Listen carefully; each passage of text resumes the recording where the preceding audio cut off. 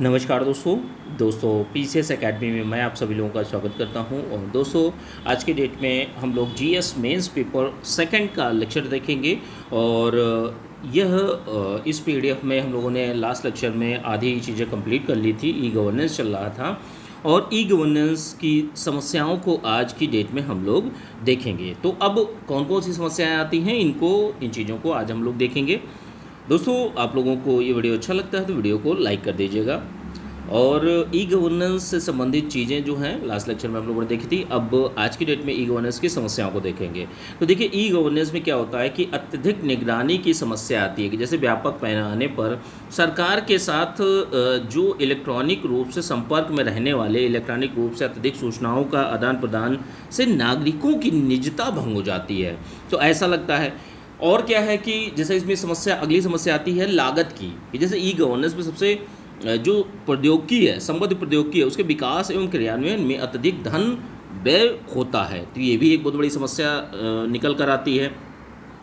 अगली समस्या कौन सी आती है कि जैसे सभी की पहुंच में ये चीज़ें नहीं हो पाती कि जैसे आप लोग कितने लोग जानते होंगे कि इंटरनेट आज की डेट में उपलब्ध है, लेकिन ग्रामीण क्षेत्रों में जैसे ही आप जाएंगे तो वहाँ पर अभी भी वो चीज़ें नहीं हैं, इतनी जागरूकता नहीं है, इतनी पहुँच नहीं है।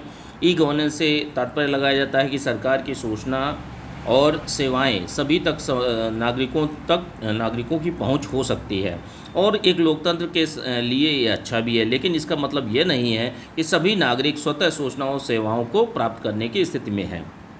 तो ये भी एक बहुत बड़ी समस्या निकल कर आती है। अब अगली चीज़ क्या है, तकनीकी उपकरणों की मुश्किल प्राप्ति कि जैसे ई गवर्नेंस में कंप्यूटर है, बेतार संजाल है, सीसीटीवी है, ट्रैकिंग है, टीवी रेडियो जैसे उपकरणों का प्रयोग शामिल होता है। अब विकासशील देशों में क्या होता है कि ऐसे उपकरणों का प्रयोग शामिल विकासशील देशों में इस प्रकार की तकनीकियों को अपनाना एक बहुत बड़ी समस्या बन रही है। तकनीकी उपकरणों का रखरखाव, भारत में ये भी एक बहुत बड़ी समस्या आई है कि भारत में सबसे बड़ी समस्या इन तकनीकी उपकरणों के रखरखाव की भी है। पारदर्शिता और जवाबदेही का अभाव, तो ये भी एक चीज़ देखने को मिलती है कि जैसे ऑनलाइन सरकार कितना भी पारदर्शी होगा पूरी तरह सरकार पर निर्भर करता है, क्योंकि इसे स्वयं सरकार नियंत्रित करेगी। सूचनाओं को इंटरनेट साइट से लोगों के लिए रखना हटाना सरकार द्वारा किया जाएगा। यदि आप सोच कर देखिए एक एग्जाम्पल के माध्यम से कि न्यूयॉर्क शहर में 11 सितंबर 2011 को वर्ल्ड ट्रेड सेंटर पर आतंकवादी हमले के बाद अमेरिका ने अपनी सरकारी वेबसाइट से राष्ट्रीय सुरक्षा के नाम पर अधिकतर सूचनाएं हटा दी थी। तो ये भी बहुत बड़ी समस्याएं निकल कर आती हैं। ई गवर्नेंस नीति निर्माण और सार्वजनिक तंत्र, तो देखिए सरकार द्वारा नीति निर्माण किया जाता है, नागरिकों की सहभागिता होती है और लोक कार्य काफ़ी समय से जटिल प्रक्रिया रही है। सरकार द्वारा अपनाई जाने वाली परंपरागत नीति निर्माण की प्रक्रिया आती है। अब देखिए ई गवर्नेंस जो है शिक्षा के स्तर में किस तरीके से कि जैसे केवल साक्षर कराने वालों के लिए ई गवर्नेंस एक जटिल प्रणाली है, क्योंकि देखिए इलेक्ट्रॉनिक उपकरणों को चलाने के लिए उन पर दर्शाए जा रहे निर्देशों को समझना आवश्यक होता है। तो इन चीज़ों का ज्ञान होना भी बहुत ज़रूरी होता है। ठीक है। अब देखिए अगला जो टॉपिक है नागरिक घोषणा पत्र यानी सिटीजन चार्टर का है। देखिए सबसे पहले तो इसका निर्माण जो हुआ था ब्रिटेन में हुआ था। वर्तमान में निजीकरण के युग में सरकार की भूमिका एक सेवा प्रदान करने वाली संस्थाओं के समान रह गई है। अतः एक नागरिक उपभोक्ता भी है। नागरिक भाई जो लोग हैं वो उपभोक्ता भी हैं, जिसे गुणवत्तापूर्ण एवं अन्य सुविधाएं प्राप्त करने का अधिकार है। दरअसल नागरिक घोषणा पत्र एक ऐसा व्यवस्थित दस्तावेज होता है जिसमें जन सेवाओं से संबंधित विभागों, संस्थाओं, संगठनों के लिए निर्देश जारी किए जाते हैं, जिनका उद्देश्य नागरिक संबंधी सेवाओं को दक्ष, त्वरित और जन्मोन्मुखी बनाना। एक अच्छे सिटीजन चार्टर के लक्षण इस प्रकार होते हैं कि जैसे ग्राहकों की आवश्यकता को केंद्र में रखने के साथ साथ भाषा उसकी सरल होनी चाहिए, गुणवत्ता का उल्लेख होना चाहिए। तो ये चीज़ें आवश्यक होती हैं। नागरिकों को प्रभावी उपचार, शिकायत लेकर कहाँ जाए, इन चीज़ों की जानकारी होनी चाहिए। प्रशिक्षण की व्यवस्था होनी चाहिए। जो कार्य हैं, कार्यों का विभाजन जो है उचित तरीके से किया जाना चाहिए और फीडबैक की भी व्यवस्था होनी चाहिए। सरकार के सभी कार्य प्रभावी रूप से निरीक्षण किया जाना चाहिए समय समय पर। और पुनरावलोकन होना चाहिए। लोकतांत्रिक राजनीतिक व्यवस्था में क्या होता है कि नागरिकों की सरकार से अपेक्षाएं होती हैं। तो अब वो अपेक्षाएं कौन कौन सी हैं, अब उनको देख लेते हैं। तो देखिए, नागरिक सरकार के प्रदर्शन में विश्वसनीयता की अपेक्षा करते हैं कि भाई सरकार अच्छा करेगी लोगों के लिए, इसीलिए वो चुनकर भेजते हैं। नागरिकों को सही समय पर सेवाएं उपलब्ध कराने के लिए सरकार अनुक्रियाशील होनी चाहिए, मतलब भाई एक्टिव होनी चाहिए। ठीक है, सरकार को उपभोक्ता के हितों को सर्वाधिक महत्व देना चाहिए, इसलिए सरकार की सेवाएं विश्वसनीय होनी चाहिए। सरकार नागरिकों के प्रति परानुभूति रखे, सरकार सहानुभूति नहीं परानुभूति रखे, वह जो देखे कि हाँ गरीब बहुत बुरी स्थिति में है तो उनके लिए आगे बढ़कर कार्य करे। सेवाओं को प्राप्त करते समय सावधानी और विनम्रता का परिचय दिया जाएगा। तो ये सारी की सारी अपेक्षाएं नागरिकों के द्वारा की जाती हैं। अब देखिए, सिटीजन चार्टर में, नागरिक घोषणा पत्र में विद्यमान आवश्यक लक्षण कौन कौन से होने चाहिए, कौन कौन सी चीज़ें होनी चाहिए। विभाग के द्वारा प्रदान की जा रही सेवाओं के मानक का स्पष्ट उल्लेख होना चाहिए। विभाग की कार्यप्रणाली खुली हो, सभी को सूचनाएं उपलब्ध हों। सिटीजन चार्टर का निर्माण करते समय विकल्प और परामर्श जिसका अभिप्राय है, सिटीजन चार्टर का निर्माण करते समय उन लोगों से परामर्श की आवश्यकता है जिन्हें विभाग द्वारा सेवाएं प्रदान की जा रही हैं। ठीक है, अब अगला पॉइंट क्या है, अगला पॉइंट है सिटीजन चार्टर से विनम्र और सहयोगी दृष्टिकोण होना चाहिए। यदि नागरिकों की अपेक्षाएं पूर्ण न हो तो उनकी समस्या के समाधान का तरीका भी उसमें लिखा होना चाहिए। धन का पूर्ण सदुपयोग किया जाना चाहिए। अब देखिए, भारत में जो सिटीजन चार्टर है, जो नागरिक घोषणा पत्र है, तो उसका प्रयोग किस तरीके से किया गया है उनको अब देखते हैं। भारत में इसका प्रयोग जो है 1996 में भारत के मुख्य सचिवों के सम्मेलन में सुशासन को बेहतर बनाए रखने के लिए सिटीजन चार्टर को अपनाने पर बल दिया गया था। वर्ष 2011 में सरकार द्वारा संसद में एक विधेयक भी प्रस्तुत किया गया जो अभी तक पारित नहीं हुआ है। सरकार द्वारा प्रस्तावित इस विधेयक में उल्लेखित किया गया था कि प्रत्येक नागरिक को सरकार द्वारा प्रदत्त कुछ निश्चित वस्तु सेवाएं समयबद्ध रूप से प्राप्त की जाएंगी। इस विधेयक में उल्लेख किया गया था कि पारित होने के बाद सभी सार्वजनिक विभाग 6 महीने के भीतर सिटीजन चार्टर का निर्माण नहीं करेंगे तो उन्हें दंडित किया जाएगा। अब देखिए, सिटीजन चार्टर के कुछ लाभों को देख लेते हैं कि जैसे लाभ कौन कौन से हैं। तो देखिए, नागरिकों को अधिकांश सुविधाएं त्वरित और समयबद्ध रूप से मिलेंगी। जैसे जो भी सरकार की सेवाएं हैं लोगों तक बहुत अच्छी तरीके से समय पर और जल्दी मिलेंगी।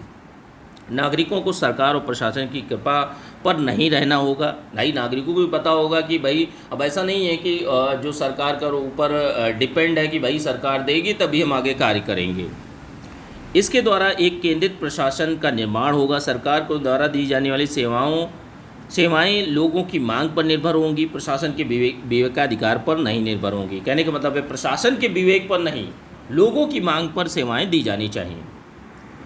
सेवा प्रदान होने के विलम्ब होने पर व्यक्ति मुआवजे की मांग कर सकता है। सिटीजन चार्टर की व्यवस्था से भाई भतीजावाद भेदभाव रहित सुशासन की स्थापना होगी।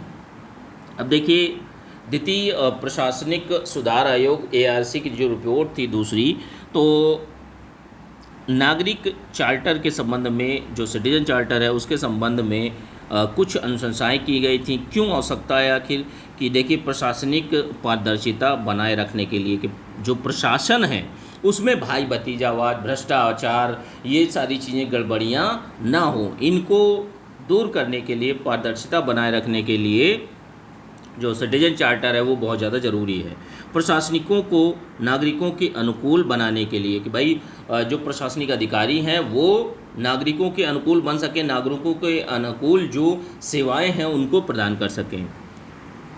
अगली चीज़ क्या है, प्रशासन और नागरिक दोनों के समय में बचत के लिए कि भाई टाइम की भी बचत होगी, नागरिकों के पास सही जानकारी उपलब्ध होगी और जानकारी सुनिश्चित करने के लिए, नागरिकों के शासन को सुगम बनाने के लिए। अब देखिए, सिटीजन चार्टर के उद्देश्य क्या हैं कि जैसे गुणवत्ता, सेवाओं की गुणवत्ता में सुधार होगा, चयन, जहाँ तक हो सके चयन का अवसर देना चाहिए, मानक, यदि सेवा मानक पूरे नहीं करती नागरिकों की अपेक्षा कार्रवाई क्या हो और इसे स्पष्ट करना चाहिए, मूल्य, आवश्यक मूल्यों को अपनाना, जवाबदेहिता, भाई जो संस्थान या व्यक्ति जिम्मेदार है सेवा ना प्रदान करने के लिए तो उसकी जवाबदेही होनी चाहिए।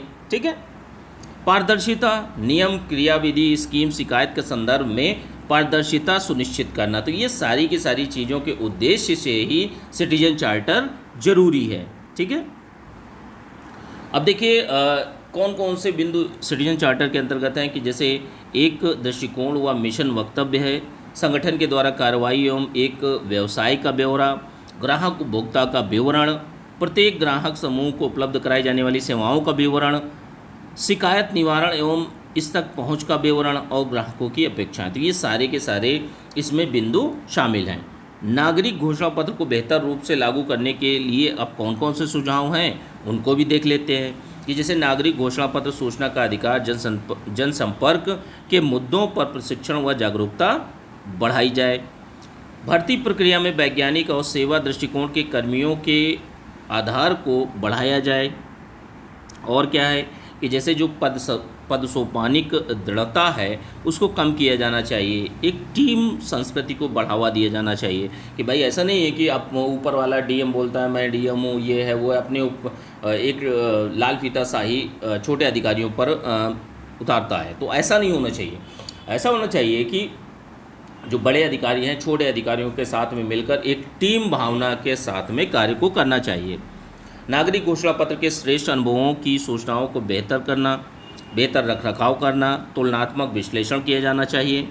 नागरिक घोषणा पत्र संबंधी दिशा निर्देशों को प्रारंभिक एवं माध्यमिक शिक्षा पाठ्यक्रम में शामिल किया जाए। लोक प्रशासन में उत्कृष्टता के लिए दिए जाने वाले प्रधानमंत्री पुरस्कारों को बेहतर रूप से लागू किया जाना चाहिए। तो ये कुछ मोटी मोटी बातें हैं जो आपका नागरिक घोषणा पत्र को बेहतर बनाने के लिए, लागू करने के लिए सुझाव थे। ठीक है, तो हम लोगों ने शासन में पारदर्शिता, सुशासन, सारी ई गवर्नेंस, सारी चीज़ों को देखा। उसके बाद सिटीजन चार्टर को देखा, नागरिक घोषणा पत्र। अब इसकी PDF जो है दोस्तों आज की डेट में आप लोगों को मिल जाएगी। ठीक है, अच्छे से आप लोग पढ़ते रहिए। ठीक है, चलिए ठीक है, थैंक यू देखने के लिए।